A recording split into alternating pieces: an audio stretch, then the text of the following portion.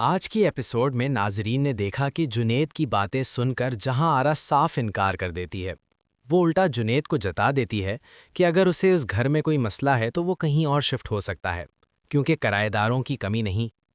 یہ سن کر جنید گھبرا جاتا ہے، کیونکہ وہ کسی بھی صورت اس گھر کو چھوڑنا نہیں چاہتا۔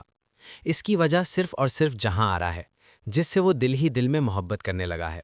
اس کے لیے یہ گھر چھوڑنا ناممکن ہو چکا ہے، بلکہ اسے مائرہ سے جھگڑنے کا ایک اور موقع مل جاتا ہے۔ حالانکہ مائرہ بھی مکمل طور پر بے قصور نہیں، ساس بننے سے پہلے وہ اس کی خالہ تھی۔ اگر وہ اپنی ماں کی سخت باتیں برداشت کر سکتی ہے تو ساس کی باتوں کو مسکرا کر نظر انداز کیوں نہیں کر پائی؟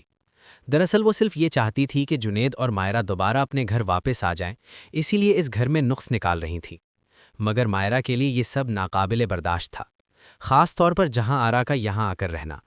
اسی وجہ سے میاں بیوی کے درمیان تعلقات مزید بگڑ جاتے ہیں، اور یہی بات جہاں آرا کو بے حد خوشی دیتی ہے، کیونکہ وہ اپنے مقصد کے اور قریب ہو رہی ہوتی ہے۔ لیکن اگر غور کیا جائے تو مائرہ اتنی سادہ نہیں جتنی دکھائی دیتی ہے۔ وہ خاصی ہوشیار اور چالاک لڑکی ہے۔ اسی ہوشیاری سے وہ گروسری والے لڑکے کو پہچان لیتی ہے اور فوراً سوال کر بیٹھتی ہے کہ تم ہی وہ شخص ہونا جو اس دن سڑک پر بابا بن کر ملا تھا، اور کل رات بھی گھر میں تم ہی آئے تھے۔ مائرہ کی سمجھ بوجھ تیز ہے، چند لمحوں میں ہی اس نے لڑکے کے اوسان خطا کر دیے، یہاں تک کہ وہ منتیں کرنے پر مجبور ہو گیا۔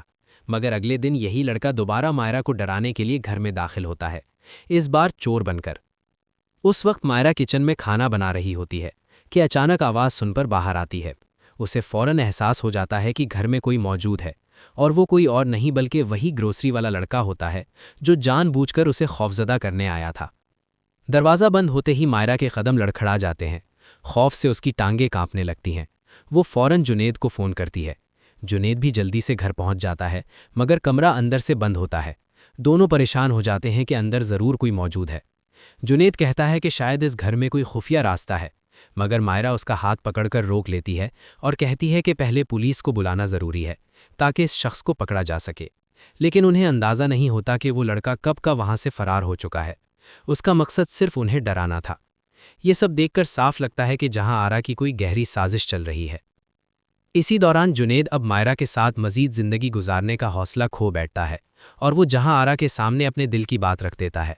وہ کہتا ہے کہ مائرہ کے ساتھ اس کی ذہنی ہم آہنگی نہیں رہی اور وہ اپنی زندگی جہاں آرا کے ساتھ گزارنا چاہتا ہے۔ لیکن جہاں آرا فوراً انکار کر دیتی ہے اور کہتی ہے کہ یہ سب تمہارا ذاتی معاملہ ہے اور وہ یہ سب نہیں سن سکتی۔ ساتھ ہی اسے یاد دلاتی ہے کہ وہ پہلے ہی شادی شدہ ہے۔ جہاں آرا کے انکار کے بعد جنید کی حالت ایسی ہو جاتی ہے کہ جیسے اس کے پاؤں تلے زمین نکل گئی ہو، اور اب کہانی ایک نیا خطرناک موڑ لینے والی ہے۔